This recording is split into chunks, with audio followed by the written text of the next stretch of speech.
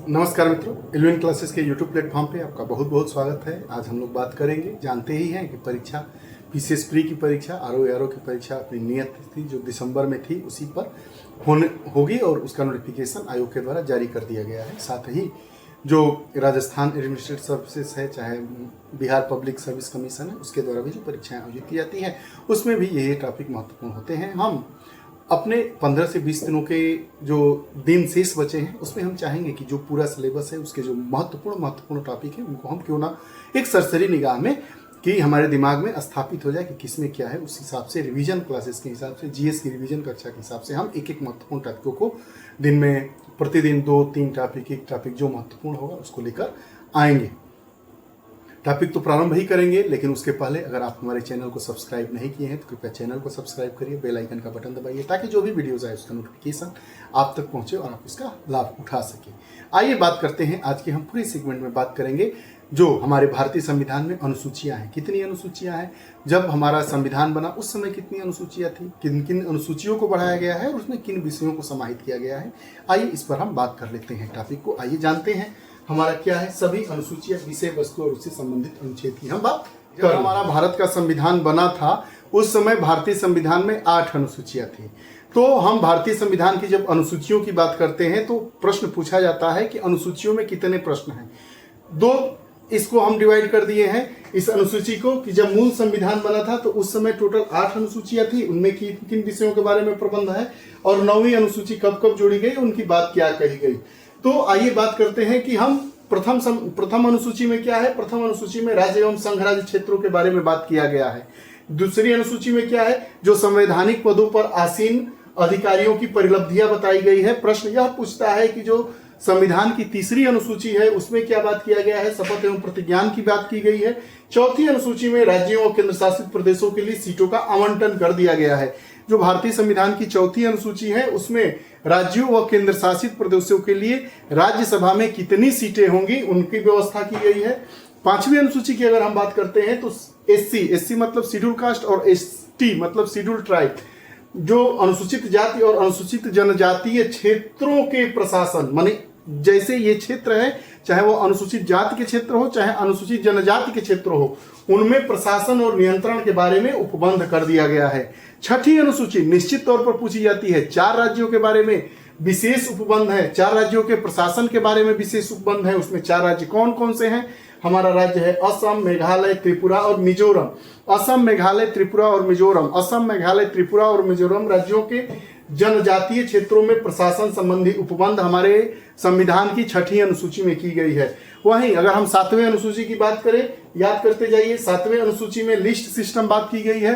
3 प्रकार की लिस्ट होती है, सूची होती है, संघ सूची, राज्य सूची और संवर्ती सूची। संघ सूची जिसके जो विषय हैं उन पर कानून बनाने की शक्ति केंद्र सरकार की, राज्य सूची के विषय पर कानून बनाने की शक्ति राज्य सरकार की, संवर्ती सूची के विषय पर राज्य सरकार और केंद्र सरकार दोनों कानून बना सकती है, लेकिन विवाद की स्थिति में केंद्र सरकार द्वारा बनाया गया कानून अधिरोपित होता है।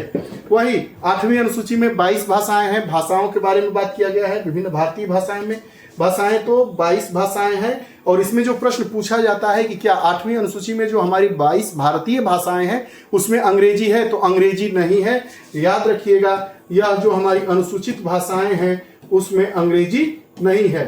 अब बात करते हैं कि जो वर्तमान में 12 अनुसूचियां हो गई है, 4 अनुसूचियों को जोड़ा गया, कब कब जोड़ा गया और उसमें क्या क्या विशेष प्रावधानित किए गए हैं, इस पर आइए हम बात कर लेते हैं।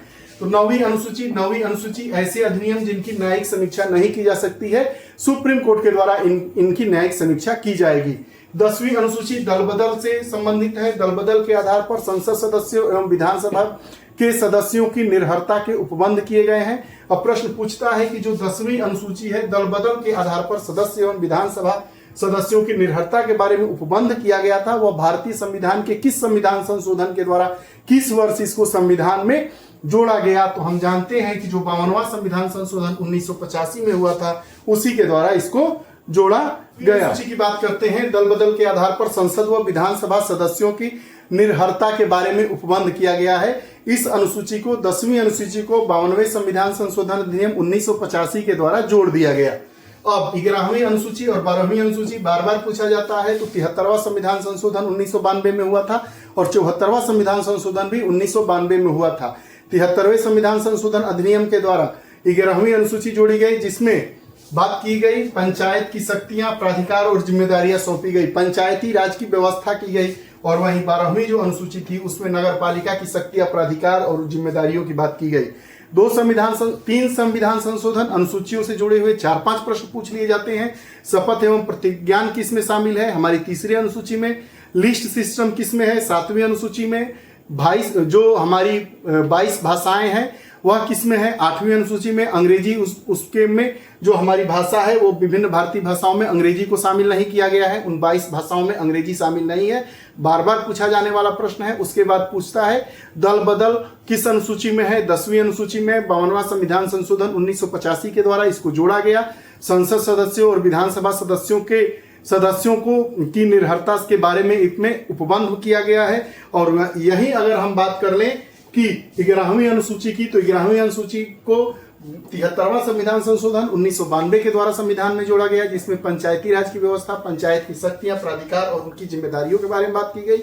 और 12वीं अनुसूची की बात की जाए तो यह 74वां संविधान संशोधन अधिनियम के द्वारा हमारे संविधान का हिस्सा बनाया गया, जिसमें नगर पालिका की शक्तियां, प्राधिकार तथा जिम्मेदारियां सौंपी गई है। छोटी छोटी कक्षाएं होंगी, दिन में 2-3 बार आपको पढ़िए, रिवीजन करिए।